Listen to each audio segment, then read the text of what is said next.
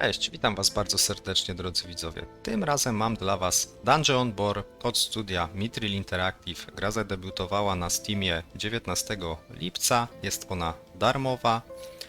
Myślę, że można ją spokojnie nazwać bezpośrednim konkurentem dla Dark and Darker.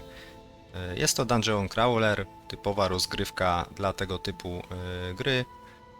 Jak to mniej więcej wygląda? No mamy standardowo nasz camp, mamy możliwość dodania graczy, możemy sobie tutaj dodać casuali, mamy tutaj listę, możemy sobie według klasy przesortować, no i oczywiście możemy też dodać swoich przyjaciół. Jeżeli chodzi o klasy postaci, to mamy tutaj listę, możemy sobie stworzyć, no i mamy fightera, priesta, rogue'a, pyromancera, Death Knighta, Cryomancera, Swordmastera i Druida.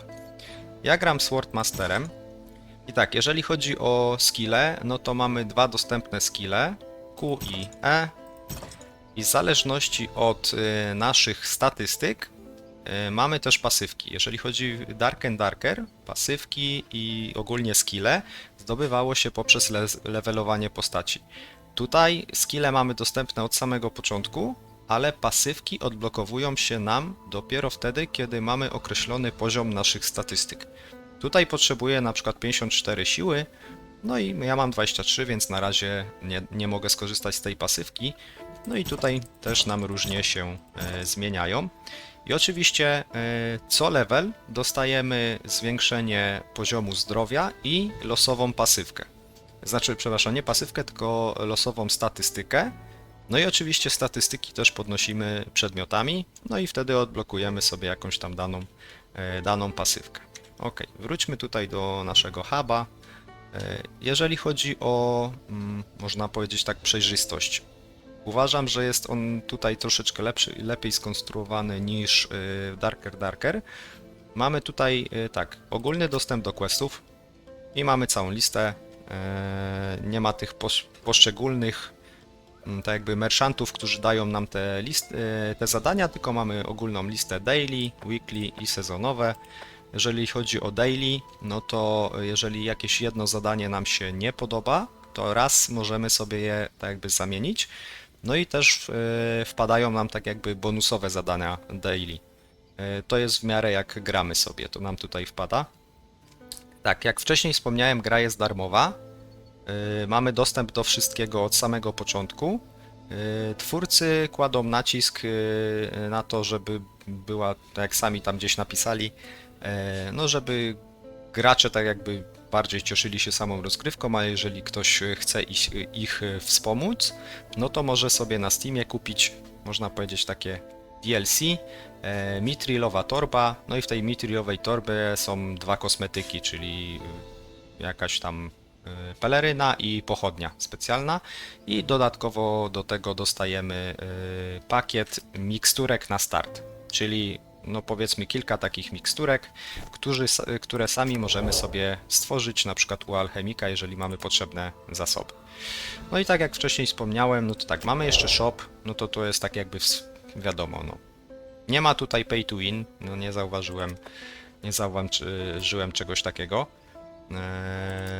No wiadomo, że jest tego trochę, ale nikt nie musi z tego korzystać. Mamy też dom aukcyjny, można tak powiedzieć, gdzie możemy sobie handlować z innymi graczami. No i tak, jeżeli chodzi o intuicyjność tutaj naszego kampu, no to mamy trzech merchantów podstawowych, nie tak jak w Dark and Darker, kurde, 10 czy iluś tam i przeskakuj między każdym, żeby znaleźć odpowiedniego, żeby sprzedać cokolwiek. Tutaj nie. Sprzedajemy cały syf, sprzedajemy u merchanta i kupujemy sobie jakieś tam podstawowe rzeczy. U alchemika tworzymy sobie miksturki, bandaże, miksturki bardziej takie do ataku. No i u kowala możemy sobie rozwalać przedmioty. No i jeżeli mamy odpowiednią ilość surowców, no to możemy sobie te przedmioty tworzyć. Czy też bronie, pancerze, czy akcesoria. Dobra, teraz sama rozgrywka, moi drodzy. Jeżeli chodzi o samą rozgrywkę, no wygląda to bardzo podobnie jak Dark and Darker, czyli mamy mapki casual, mamy mapki classic. Casual standardowo nie wejdziemy z przedmiotami, które są wyższe niż common. Możemy oczywiście lutować lepsze rzeczy i wynosić je, ale już zagrać nie zagramy. No jeżeli chodzi o Classic, no to już zagramy. No i mamy Gear Score, żeby było w miarę sprawiedliwie, żeby nie dostać wciry od razu od jakiegoś gościa, który jest wymaksowany. Co tutaj jeszcze mamy dodatkowo? Mamy tryb Deathmatch 3×3, no i do tego jest leaderboard. Tu mamy leaderboard właśnie z tego Deathmatchu. I co ciekawe, jest jeszcze jakiś tryb Mithril Order. I tu jak sobie wejdziemy, to nam każe stworzyć nową postać. Nie wiem jak ten tryb działa, bo jak próbuję w niego zagrać, to matchmaking 3-5 minut i nic się nie dzieje, więc stwierdziłem, że nie będę marnował na to czasu. No i gram sobie standardowo zwykłe mapki. Przypuszczam, że to jest jakiś tryb może areny, może czegoś, co jest na zasadzie reputacji, bo jak sobie wejdziemy tutaj wyjdziemy sobie do kampu i wejdziemy tutaj, no to mamy coś takiego jak reputation level. I jak większą reputację w tym mamy, tym będziemy mogli odblokowywać sprzęt dla naszej postaci, którą gramy tutaj. Dobra, ale wejdźmy sobie na podstawowy casual. Dark and Darker mamy skrybę, który pilnuje, żebyśmy wchodzili z tym lootem takim podstawowym. Tutaj nie ma skryby, tylko wywala nam komunikat. Jeżeli jest wszystko ok, matchmaking nas puści. Jeżeli jest nie ok, no to musimy sobie wywalić z naszego ekwipunku rzeczy, które nie są podstawowe. No i zaczynamy. Jeżeli chodzi o samą rozgrywkę, no to mamy 15 minut na lutowanie dungeonu, zbieramy, walczymy z potworami. Musimy dość mocno zwracać uwagę na to, że jest to dość trudne, trzeba planować powoli, nie wpadać na grupy potworów, bo wystarczą 3 ataki i leżymy. Sobie tutaj zmienię na 2 bronie. W przypadku mojej postaci...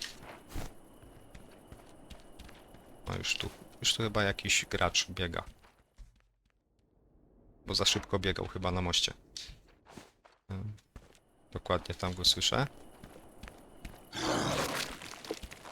Oho, dobra, już tu się coś pojawiło. W przypadku mojej postaci moje skille wymagają przedmiotów fizycznych. Ja mam tutaj takie miecze, specjalne tutaj miejsce. Jeżeli one mi się skończą, no to już nie będę mógł korzystać z moich skillów. Oczywiście później będę sobie mógł tam, jak znajdę oczywiście, albo jak będę w kampie, no to będę sobie mógł tutaj dokupić. Zamieniamy. Co mogę wydrobić? No i zbieramy. Mamy mapkę. No, co tu się dzieje? Silne ataki wytrącają z równowagi. Jak widzicie, odpadła mu ręka, więc jeżeli odpadłaby mu ręka, w której trzyma miecz, no to już by mnie nie miał czym atakować. Więc to jest fajne, akurat. Aha. No jak widzicie, biegnę gdzieś na szybko, potrafią się potwory wyłonić z ziemi. A czasami wyłonią się takie potwory, które cię mają na 2 strzały. Więc tutaj niestety nie... Robię sam błąd, ale nie polecam tego błędu robić.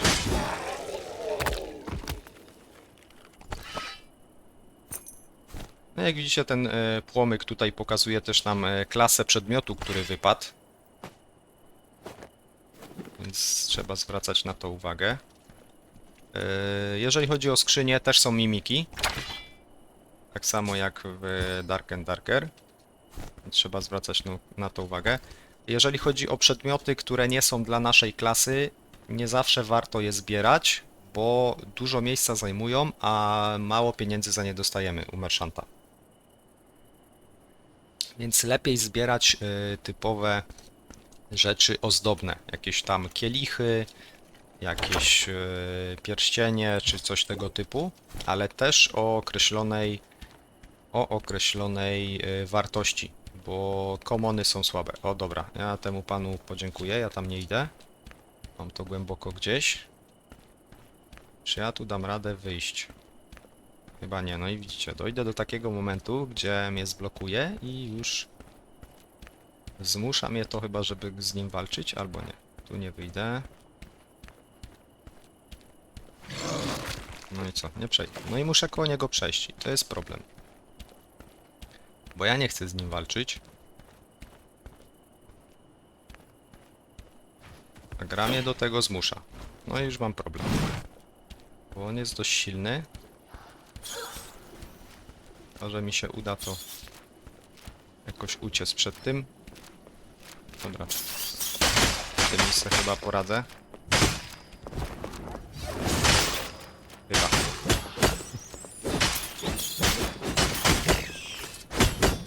Jeszcze jeden. Gdzie jesteś? No. Jeżeli chodzi o celność w tej grze, to jest bardzo ważne. Tutaj trzeba trafić bezpośrednio w potwora, bo inaczej nam nie zaliczy hita.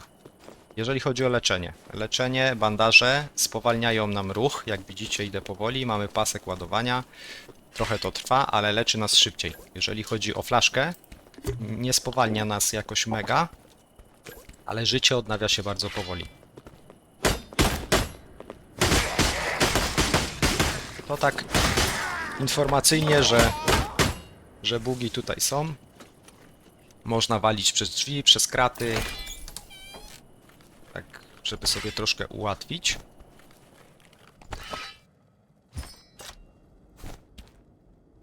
No to lutujemy dalej. Jeżeli chodzi też o otoczenie, to możemy sobie rozwalać niektóre przedmioty, typu beczki czy jakieś urny. I z nich też nam wypadną jakieś przedmioty.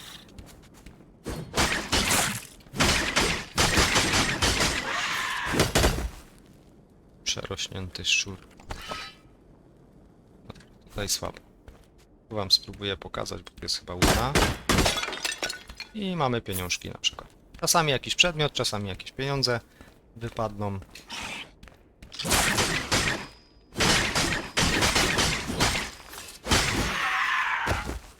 Jeżeli chodzi o podstawowy tryb, no to tak jak mówię, mamy 15 minut, ale takiego, można powiedzieć, swobodnego lutowania, bo nic nas nie atakuje poza potworami oczywiście i graczami. A jest jeszcze drugi tryb, gdzie gra już zmusza nas do uciekania w centrum mapy, bo nam się strefa zamyka. Tu jest jakiś mocniejszy trochę. No. Jakiś beholder. Dobra, mamy jakiś pierścionek lepszy. Coś tam pozbieramy. Mamy oczywiście też kapliczki, które nam dają jakieś buffy, bądź jak... To jest chyba Resurrection Stone, to jak nasz pomocnik zginie i chcemy go odrodzić, to chyba tutaj przy tej kapliczce. Jak stąd wyjść? Na mapie właśnie pojawiło mi się wyjście, portal do wyjścia. Jest on niebieski, to trzeba zwracać uwagę. Podobnie jest właśnie w Dark and Darker, że jeden kolor działa tak, że wychodzimy z dungeonu, a jest jeszcze czerwony kolor i on sprawia, że będziemy wchodzić jeszcze bardziej w głąb tego dungeonu, gdzie mamy potwory silniejsze. Więc jeżeli mamy już zbyt dużo jesteśmy obładowani, bądź nie mamy miksturek, żeby walczyć sobie na spokojnie, no to lepiej się tam nie pchać. Ten tu dostał buffa od swojego... Kurde! I widzicie, to jest chwila, moment nieuwagi i leżymy, bo ten goblin dostał buffa od swojego goblina szamana i miał zwiększony atak, walnął mnie 3 razy, dziękuję. Ale widzicie, nawet jak nie wyszedłem z lootem i zginąłem, no to expa dostałem, więc tu zawsze jest jakiś progres, więc śmiało można sobie walczyć. No, chodzimy, lootujemy, nie wyjdzie trudno, po spróbujemy dalej. Teraz odpalę wam drugą mapkę, żebyście zobaczyli, jak wygląda ta strefa. Tu przy drugiej mapce sugeruje już gra, żeby robić to w teamie. Niekoniecznie, nie trzeba, jak nie lubicie grać w teamie, albo nie macie akurat z kim zagrać, a nie lubicie z randomami, no to jesteście w stanie sobie, przepraszam, poradzić tutaj, ale no powoli, ostrożnie i zaopatrzyć się w miksturki, bandaże, to wtedy jakoś w miarę dacie radę. No i tutaj jest kwestia taka, że nie mamy 15 minut i nam się kończy czas, tylko mamy, tutaj na start mam 4 minuty, no i mam strefę. Jak widzicie w prawym dolnym rogu mapy mam takie lekko czerwone, to jest właśnie strefa takiej mgły, która się będzie zamykać do tego białego pierścienia. I ten biały pierścień co jakiś tam czas będzie się bardziej zawężał. No, atakuj mnie. Silniejsze ataki wytrącają z równowagi, jak widzicie, więc to też pomaga. O, jest jakiś epik. Coś tam może lepiej sprzedam. No widzicie, potwory są praktycznie takie same, więc tu nie ma jakiejś mega różnicy pod tym względem.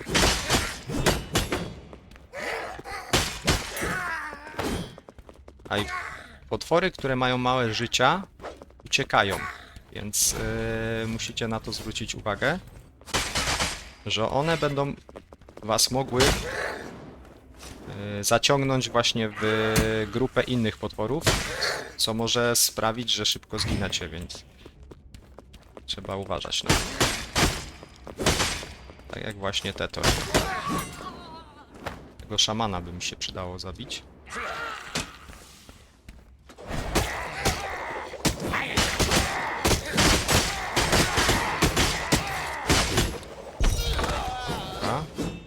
Nawet coś sypnął w nagrodę. O, i widzicie? Takie rzeczy najlepiej zbierać. To są rzeczy, które tylko możemy sprzedawać i one są bardzo wartościowe, w zależności też od poziomu. Sobie wymienię, bo są troszkę lepsze. Mam skrzyneczkę, to sobie mogę rozwalić. Aha. Na tych trzeba uważać, bo jak widzicie, oni czasami są za niscy i ciężko ich trafić. Że nawet nie mam leczenia, więc zaraz pewnie padnę. A żadnego portalu nie ma, żeby się stąd wydostać. Zostaw mnie. Ja sobie spróbuję przejść na szybko. Niestety strasznie powoli trwa otwieranie skrzynek i broni, znaczy i drzwi.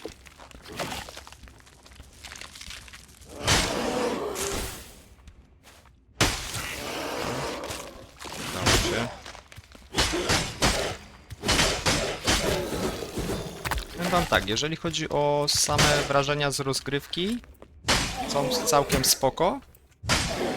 W porównaniu do Dark and Darker, no praktycznie to samo. Jeżeli chodzi o mechaniki, to raczej niczym się nie różni. No jedynie tymi trybami rozgrywki, tak mi się wydaje, że to jest taka delikatna różnica. I według mnie sam interfejs plus kwestia tak jakby łatwiejszego kampu, bardziej przejrzystego, no to tu jest dla mnie na plus. To mi się bardziej podoba. No i gra też ma troszkę lepsze oceny na start. Nie ma ich dużo, no bo w sumie 2 dni dopiero po premierze, ale przez to, że nie ma żadnych kontrowersji związanych z premierą, tak jak to miało jak to było w przypadku Dark and Darker, więc to mogło troszeczkę zaważyć na tych ocenach. Ja jestem pozytywnie nastawiony, jest to całkiem przyjemna pozycja, dość fajnie się gra. Chwilę przeżyję za chwilę. Najgorzej, że nie mam żadnego tego portalu, żeby się stąd wydostać. ani leczenia. Nie mam nawet jak stąd wyjść. Więc pewnie zaraz padnę jak 5 złotych. No. Także na to musicie uważać, bo i planować sobie, zaopatrzyć się. Zaraz zobaczycie, że mi się tu będzie strefa zmniejszać, o ile przeżyję do tego czasu. To poczekam jeszcze chwileczkę, żebyście zobaczyli, jak to wygląda. No i widzicie, strefa się zmniejszyła, no i coraz bardziej będzie zawężać, zmuszać mnie do tego, żeby się zbliżać do centrum. Tu mamy jakąś lepszą. Kurde, nawet nie mam za bardzo jak wyjść. No trudno, moi drodzy, kurde, raczej tu już zdechnę, właśnie, tak jak myślałem. No i moje rzeczy spadły, więc ktoś tam sobie może zlutować. No ale prawie poziom wpadł, także powiem wam tak. Jest to całkiem ciekawa pozycja, alternatywa dla Dark and Darker. Jak macie jakieś tam obiekcje, że coś wam nie pasuje, spróbujcie to, może to wam bardziej siądzie. Mechanicznie jest praktycznie to samo, robicie to samo, nic się nie zmienia, tylko może sama kwestia interfejsu będzie dla was bardziej przyjemniejsza, może lepsze klasy, może właśnie klasy wam bardziej spasują, te skille, to w jaki sposób tutaj to zostało rozwiązane. A ode mnie to tyle. Mam nadzieję, że materiał wam się podobał. Jeżeli tak, to zostawcie lajka i trzymajcie się. Do następnego. Hejka, cześć. Na razie.